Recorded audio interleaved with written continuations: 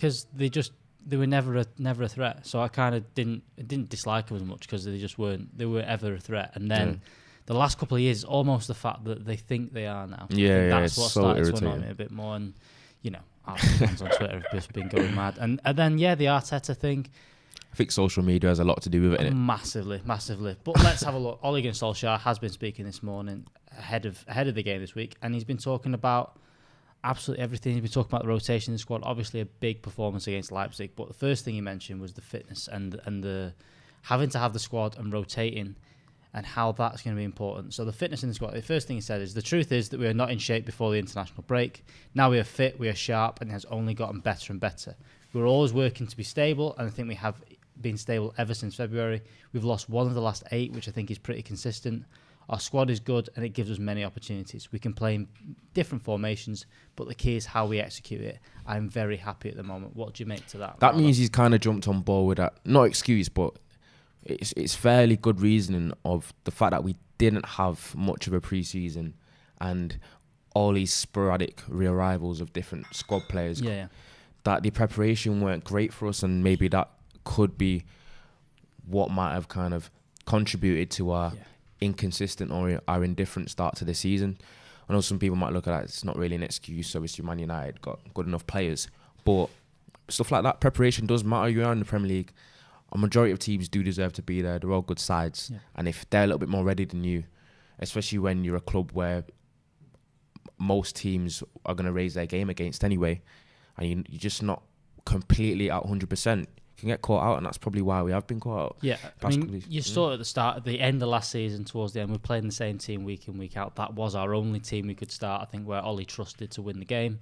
And you could see they were tired then. They didn't they got a couple of weeks break, but they didn't come back sharp. You could see that. And after the international break, everything has looked a little bit better, a little bit sharper. You've seen players like Harry Maguire come back in a little bit. He looks again more of the football that we wanted to see. He doesn't look as sluggish and things like that. And I think we are growing into it. But massive game this weekend. And again, I think the comparison, I think Chelsea kind of as well gets brought into this because of the fact that the managers we've got are ex-players. I mean, and things like that. I think Solskjaer, Arteta, Lampard, I think these games that kind of get added to it. And Ollie's been speaking on Arteta this morning saying any manager would need some time to put his principles and plays. He's already won a trophy with them, and you can see what he's doing. You can see he's got his own ideas, that he's also worked under a top manager before, definitely. When you start of your career as a manager, you can start winning already. It's a great foundation to build from, and they've really found a manager who wants the best for the club. What do you make of Arteta coming in? I think that there's been definitely improvements, and I think he's put a bit of confidence in some not very good players. But that's kind of how I see things. Do you know what? What do you think about He's Arteta? added a little bit of steel to him that didn't have, a little bit of organisation.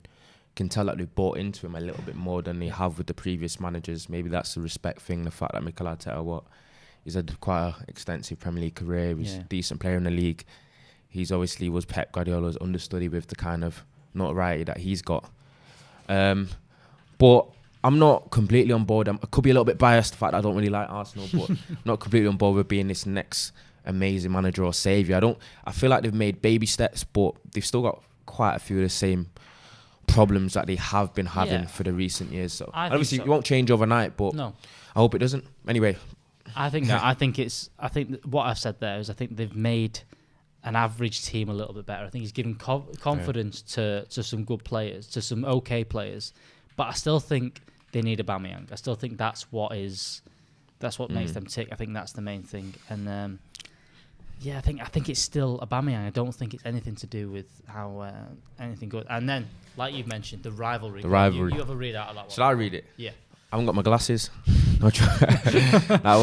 What Solskjaer and United's rivalry versus Arsenal. When I played, it was between us and Arsenal to win the league. That was a very fierce rivalry. There are all sorts of stories about what happened. That's passion, the excitement, the importance of those games.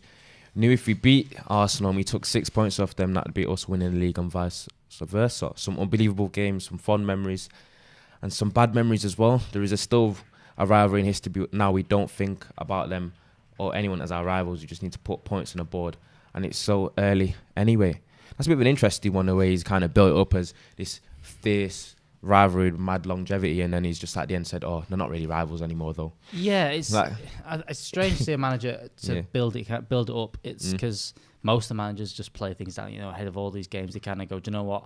It's just another game of football," and things like that. But to say things like that where there is a rivalry there and all those things is strange. But like I said, it's only Arsenal. We need to, but at the same time, we need to be. Hey, listen, I made that mistake of before the Spurs game because the exact view that you're kind of notioning about Arsenal and the fact that you don't see him as a threat, you've kind of lost respect for him since when you were a little bit younger. I had the same view when I was on the preview review about Tottenham. Yeah. Saying, I don't fear Tottenham at all. Tottenham are a bit lightweight, not really respecting him. And then we saw that kind of unfolded. Yeah, and to be honest, the Tottenham game was, they played very well, but at the same time, I think that the Martial sending off had a massive thing to do with that. I don't see if we have 11 men, I don't see that scoreline. But anyway, we've just been chatting with Stephen House a little bit about he's thinking about 3 at the back, 4 at the back, and all these different things. But Ollie's been talking about who he's got available.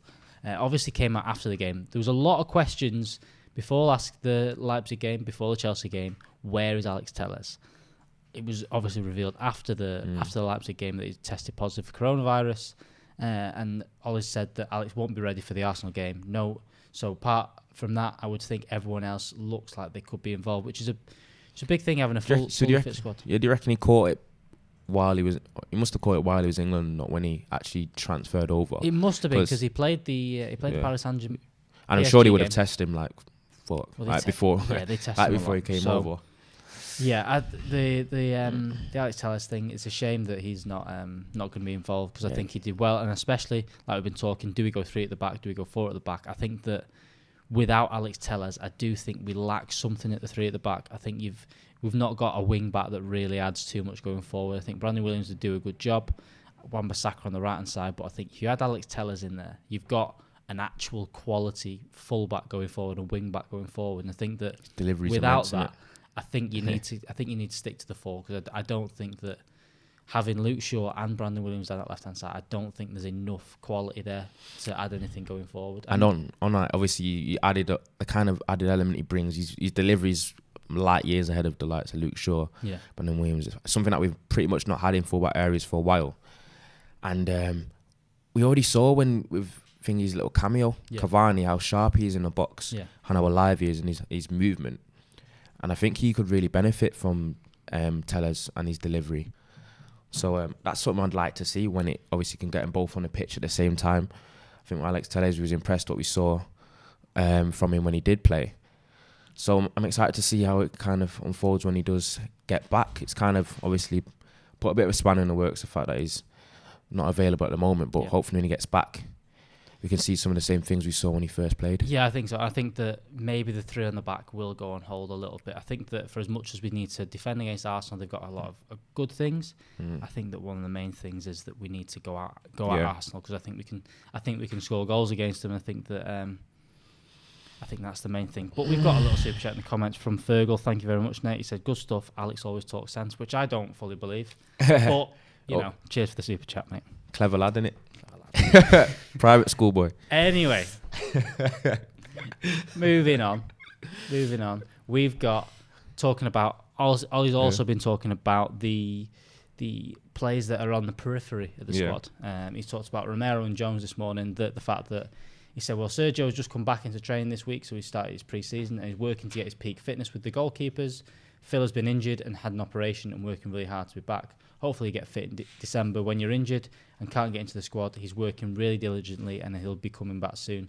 Romero and Jones, I don't think anyone's too worried about. I was about to say, before we started that quote, I think, I don't really give... No one... I don't really give two shits, really. No one really cares about that. I think that last year we had... Romero did a good job as a cameo keeper playing in the cup games and stuff like that. A little bit different this year, Champions League, you can't rotate your keeper every week in the Champions League. You're playing against quality players. I'm surprised maybe Dean Henderson might get I think he may get a couple of appearances against Istanbul. But again, Romero, people not too worried about with Henderson in the squad now, and Phil Jones, for as much as there's a little bit of me thinks that he could have been better than he was, and he's been unlucky with injuries. I think that his time is I've seen enough, done. Man. I've seen enough now. I'll be forever haunted by Phil Jones. The Sheffield United game last year for me was the done when that first half, when we went to 3 at the back and we had Phil Jones, he was ridiculous. Do you know what's got me? It's I spoke to you about it before. It's the infamous Loftus Road corner with Phil Jones, hands up, ready to swing it in. I was like, I'll be forever haunted and confused by that. But not sums great. him up really. Ollie's been talking about a title race, and I think it's a strange one. We've got some Camerons laughing in the background there, but it's a strange one because no one's been good at the start of the season. No one's been consistent. Liverpool have been probably one of the better teams, but I think that their massive defeat, coupled with them losing Van Dijk, everyone's kind of not written them off, but said that they're not going to run away with this season. Nah. City the same. City have had a really shaky start, and I think with the United's game in hand that we've got, we're not in the best position now. Obviously, I think we're 15th in the table, but if we win our game in hand, we're only 3 points off top at this minute. We're only 6 points off top. Then all of a sudden, everything looks different. Everything looks different. But Ollie's been talking about potential title race. He says, I think football has developed and so many clubs have developed strength in depth and the ability to challenge for the trophies. Even though the last 2 seasons you had 2 teams running away with it, I think this season there's a lot of us just underneath them would hope to put a challenge. Back then it was us or Arsenal, and then Chelsea came through. Now it's more exciting for me and the fans. It's not one of these two. Anything can happen this season with what's happening around the world, and we're just taking it one game at a time. We all saw the or I don't know if it's a massive decline, but we could kind of tell that Liverpool weren't going to be as dominant as they were the previous 2 years. They were showing signs of it last year anyway. Yeah. And I think they've been brought closer to the pack now, and even more so now that Van Dijk's injured. Yeah. So it's a long season. It's going to be interesting how they kind of deal with it. And obviously Man City have been very inconsistent as well. They're kind of finding their way with their revamped back four or whatever the signings they've made. But it's interesting because you can't really, you're looking at Tottenham doing well at the same time. Obviously they had a bit of a loss yesterday, and then Everton a bit high flying, but no one's really you're going to be a bit precautionary about Everton high flying. Yeah. So you expect them to kind of come back to the pack as well. So and you expect us to get back up there, hopefully. So he's right there. It's interesting to see what happens. It could be a close thing. I think that United. This is why the Arsenal game is so important. I think for me is that if you win that game, you then go. You've got the Champions League football, but then I think we've got an international break not long after that. I think if you win that game... Feels like an international break every fortnight. It's getting on my nerves, man. We're doing international breaks after everything that's gone on. But, if you beat Arsenal and then when we eventually catch up that fixture, we're not far away. And I think that it can change the whole complexion of things with a win against Arsenal. I think that the performances in the Champions League has lifted everyone. So I think that if we can get the results in the Premier League now, get that little bit of a boost, I think that it takes a completely different shape. Because like you mentioned, Everton, they're the top at the minute. You're expecting them to come back to us a little bit. Liverpool, they're level on points, but you're expecting them to have more drop points this season. Already without Van Dijk, Fabinho got injured in the week. They're not looking as good as they were last year. Ollie's been also talking about the progress. Before you're right. You expect everything to kind of balance out in it. Yeah. You can't, because we have got Everton fairly soon. Yeah, no, I think, and we're seventh. They're doing very well. Obviously with Richarlison, Calvert-Lewin, but even like that, Calvert-Lewin's goal scoring form, we don't expect him to be Calvert-Lewandowski or whatever they're calling him for very much longer. No, I think it's more going to be like Tammy Abraham did last season. You come out the blocks, you score a few goals, you score a hat-trick now and again, and that's it. That's it done. But hard games coming, you're right. Hard games. Solskjaer's been talking about United's progress. Well, we keep working. We want to develop, we want to improve. It's not up to me to say how far we've come, but I've been very pleased with the response after what we did earlier in the season. We knew we had to hang in early on and try to get points on the board because we were far behind, but now we feel fit and strong and competitive in every game. So essentially he's saying the excuse has been done. I've used that Crystal Palace game, the Tottenham game. That's my excuse is done. Now we have to be fully flying now, don't we? Yeah, that is the way he said it, but it kind of sounded not...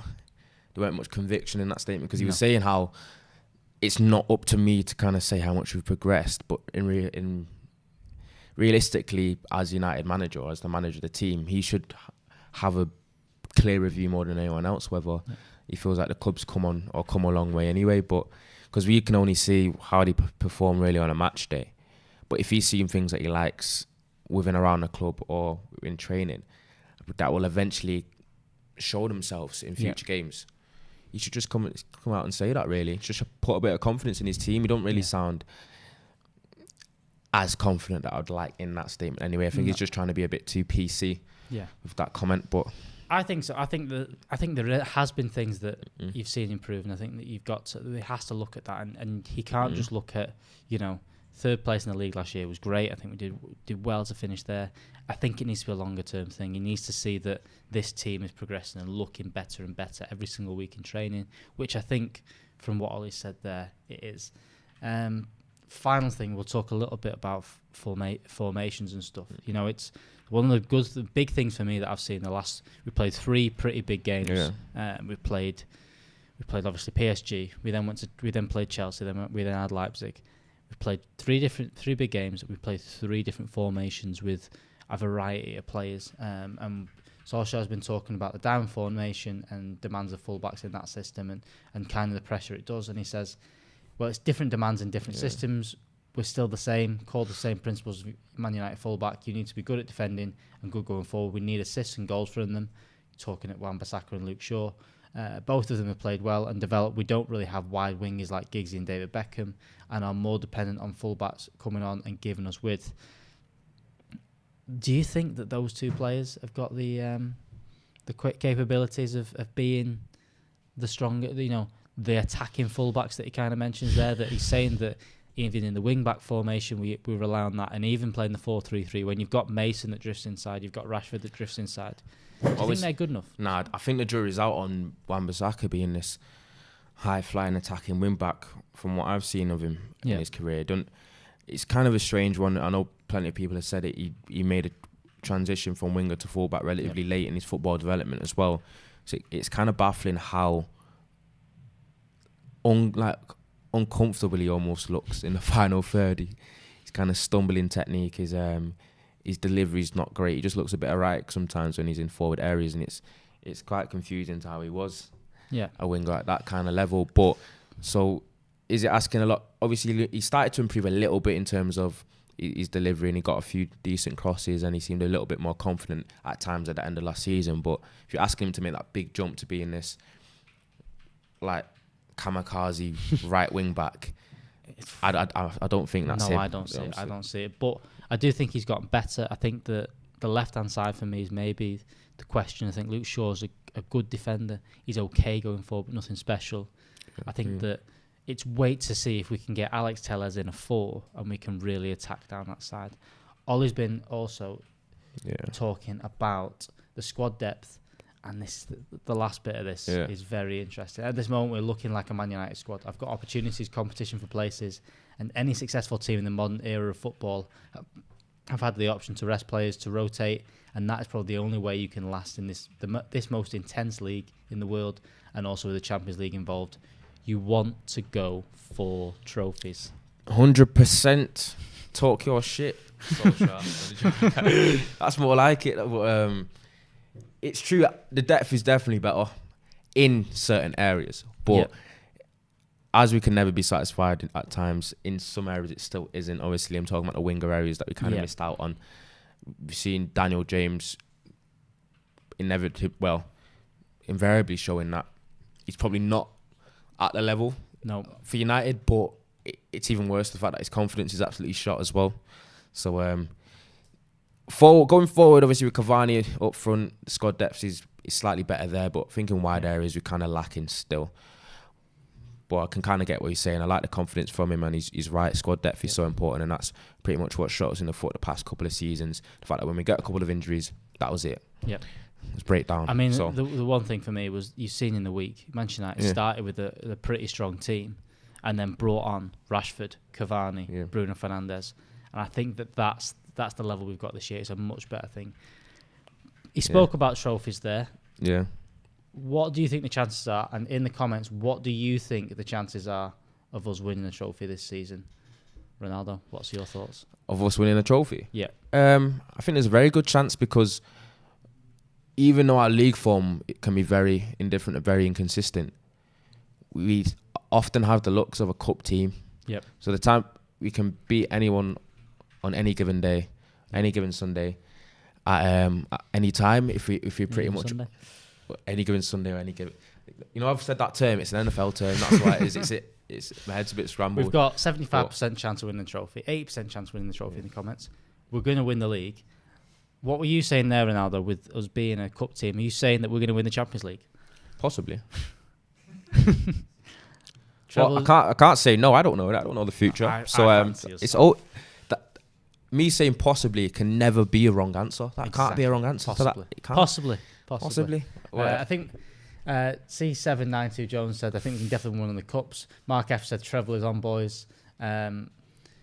Rude's Ghost put a thumbs up. I'm guessing he's still thinking fancy that. Ross Murphy, we're still in the League Cup. I reckon we could win that. I do think that the League Cups are massive. I think the League Cup, you saw what happened with Jose, where he won the League Cup, and it kind of lifted the squad. And it wasn't like it gave him a free hit, but at the same time, he had that trophy in March, and everyone was happy. Same thing happened with Pep every year. He's won the League Cup a lot in his time at City, and I think that it does lift the squad early on in the season to have a trophy under the belt. Ben Solver said, Ronaldo took the words out of my mouth. We look like a team at this point of our transition. A cup team. Once we get some consistency, we're going to be dangerous. Yeah, I agree with you, Ben. And that's not just because I agree with myself. But it's what I'm saying is, because I said it after the PSG game, I think Champions League could be a kind of competition that suits us because we go into the games as underdogs. And I think that when we're on a counter and we're on a break, I think we're dangerous to anyone like that. And that's kind of showed against PSG. So we've got Bill Baggio there. Top three in an FA Cup or a Champions League semi or finals. You've heard it here from Ronaldo first, though. We're going to win the Champions League is what he's saying. I didn't say that. Make sure you're in the comments. Make sure you're letting us know what you think we're going to do this season. Let us know what your thoughts about Ollie ahead of this game. Let us know what your score predictions are. We'll be back later on, I think tomorrow, with a preview for Manchester United versus Arsenal, where we'll look at our predicted 11s now that we've got a little bit more of the squad. Make sure you're liking the video. Make sure you subscribe and hit notification bell, because like I said, we've got loads of videos coming up ahead of the Arsenal game. Ronaldo, cheers this morning, mate. You're welcome, mate. It's been lovely. Been lovely. Right. Cheers. And we will see you next time. Right, Laters.